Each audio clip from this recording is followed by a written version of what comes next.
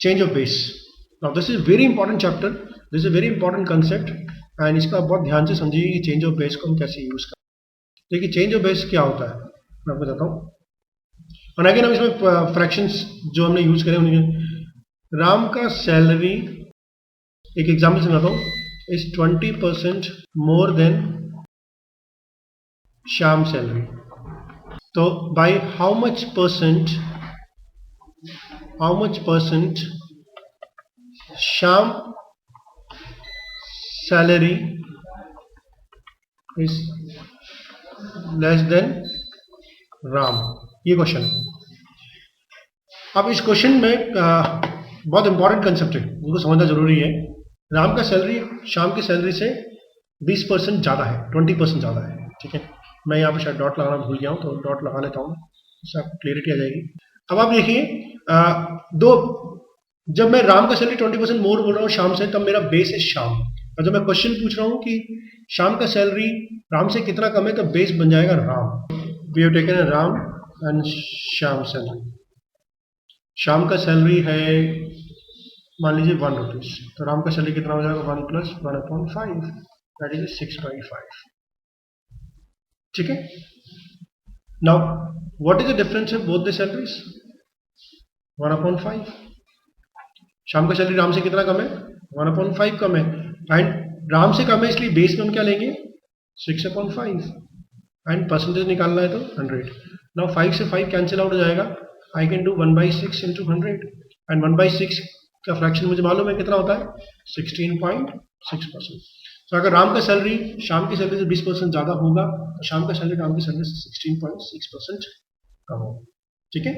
Now will take some more examples, उससे आपको और क्लियरिटी आएगी कि हम इस तरह के क्वेश्चंस को कैसे करना है, ठीक है। नाउ एक और एग्जांपल लेते हैं।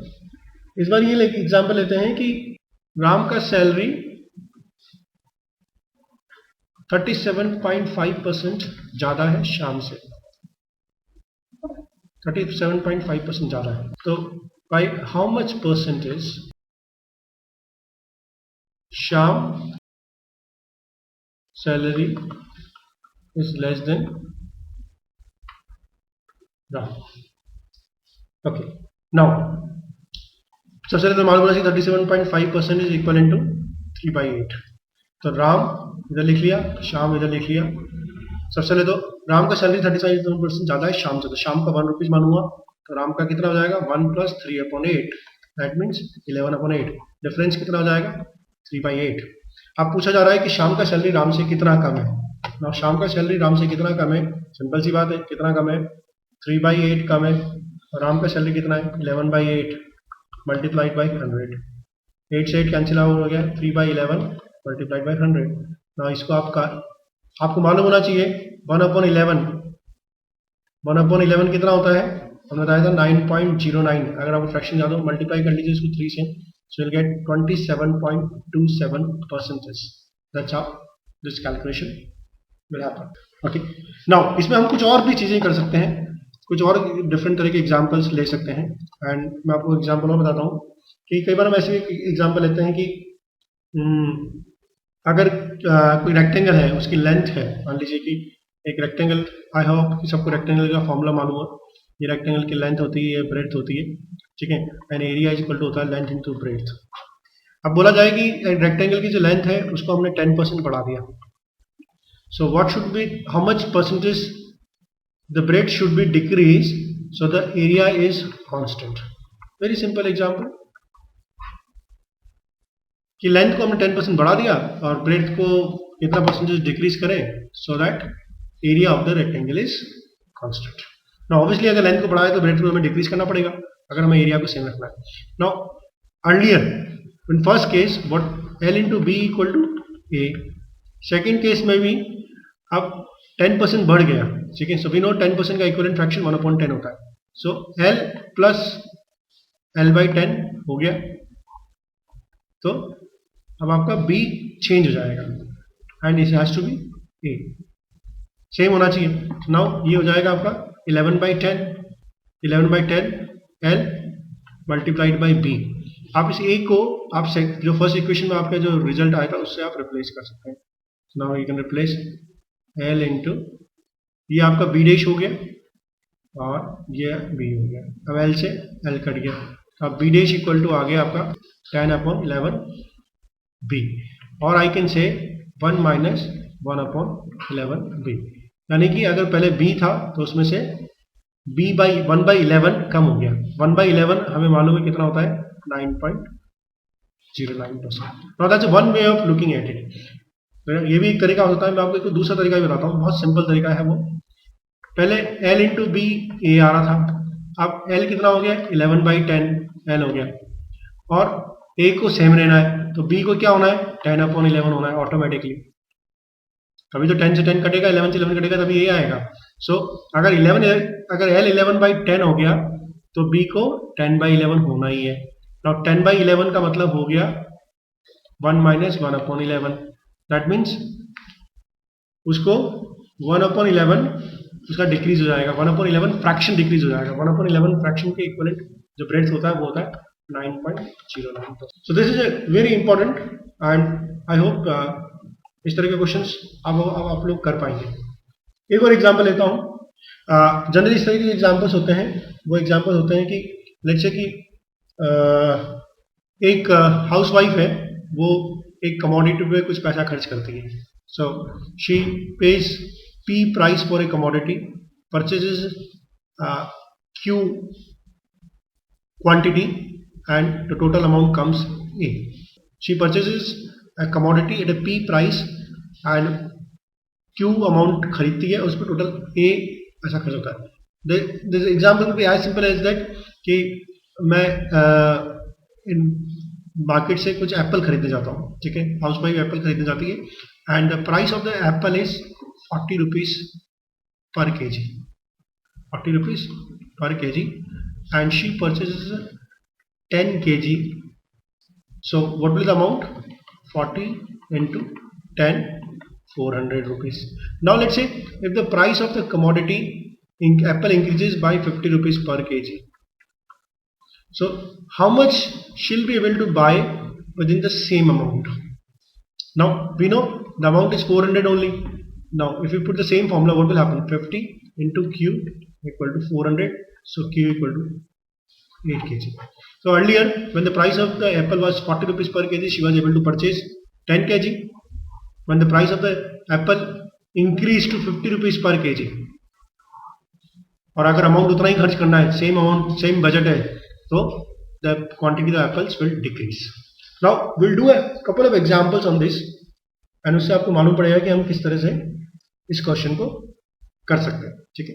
तो आपको ये जरूरी है कि जब भी we have to understand whenever the P into Q equal to A वाला सीन होगा, अगर P बढ़ेगा तो Q को डिक्रीज होना ही पड़ेगा in order to have the A constant, ठीक है, और अगर P डिक्रीज होगा तो Q बढ़ेगा A को कांस्टेंट रखने के लिए। Okay, now let's take example, go to next sheet and वहां जाके हम एक और एग्जांपल लेते हैं। So again the formula is same, तो P into Q equal to A. Now price of a commodity increases by 16.6%, increase होती है। So how much percentage consumption I should reduce in order to maintain the same expenditure, maintain the same expenditure? Now this is a very important question, ठीक है, कि price of the commodity increase by 16.6%, तो मुझे कितना consumption reduce करना है ताकि मेरा एक्सपेंडिचर सेम रहे। सो मुझे मालूम है formula, what is the formula which is working for me, P into Q equal to A। P into A को मुझे कांस्टेंट रखना है, ये ध्यान रखिए। अब 16.6% का इक्वलेंट क्या होता है, 1/6।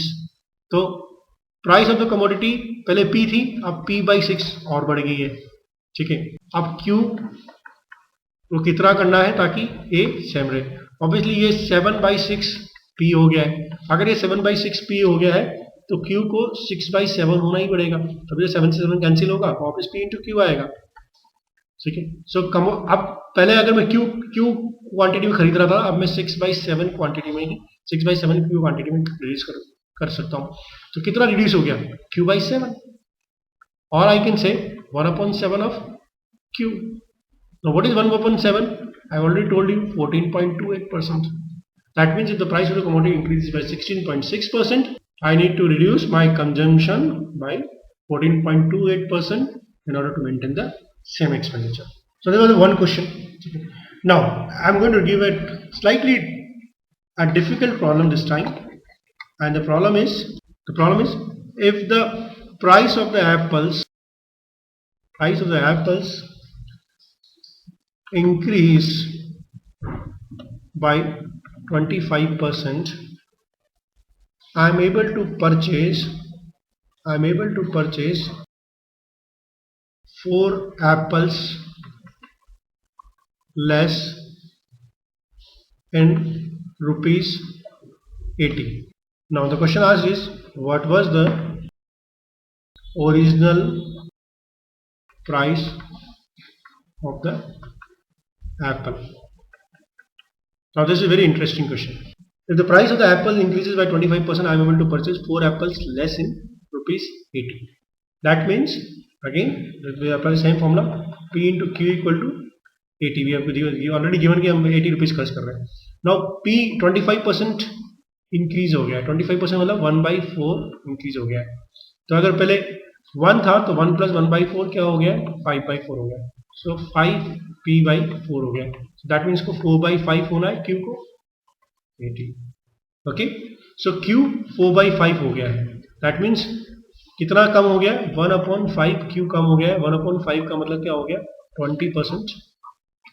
तो पहले अगर मैं जितना एप्पल्स खरीद रहा था उसमें से 20% एप्पल्स कम खरीद पाऊंगा. ठीक है. So but by 20% percentage terms में, और हमें दिया हुआ है कि हम 4 एप्पल्स कम खरीद रहे हैं.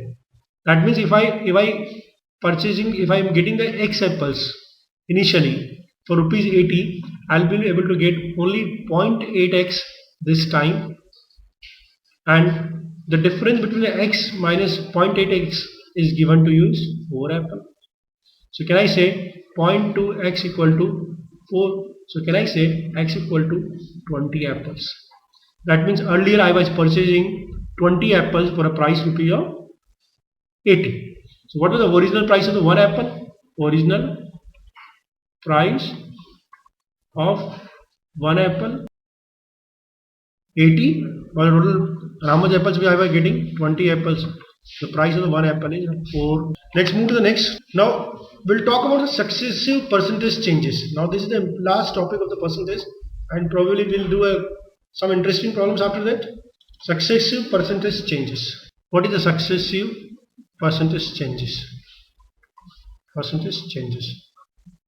सक्सेसिव परसेंट चेंजेस मतलब होता है कि सैलरी को बार अगर हम किसी भी चीज़ को बार बार बढ़ाते हैं कि इस महीने में 20% बढ़ा, नेक्स्ट महीने में 30% बढ़ा, अगले मंथ में 40% बढ़ा, तो what is the final percentage increase और डिक्रीज, है ना.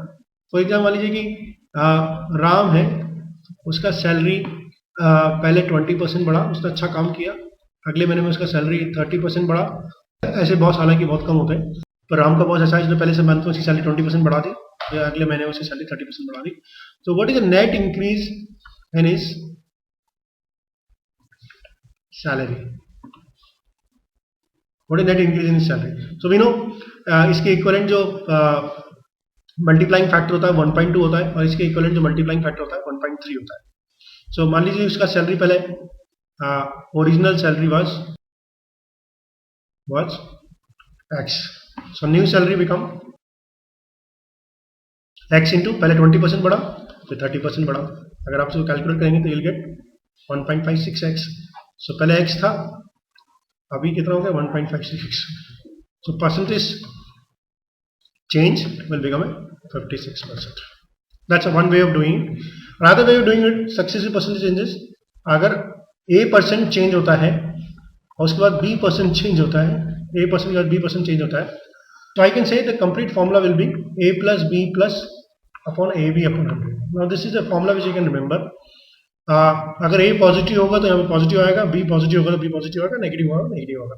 So I can take another formula कि पहले महीने में बॉस ने बहुत खुश हुआ, 20% सैलरी बढ़ा दी, और दूसरे महीने में राम ने ज़्यादा ओवर कॉन्फिडेंट होने का काम नहीं किया और बॉस ने सैलरी को 30% डिक्रीज कर दिया. So what is the net effect on this poor guy?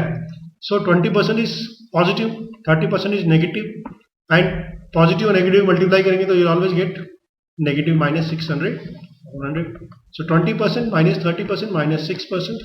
So you'll get minus 16%. That means net उसको जो लॉस हुआ वो माइनस 60% का होता।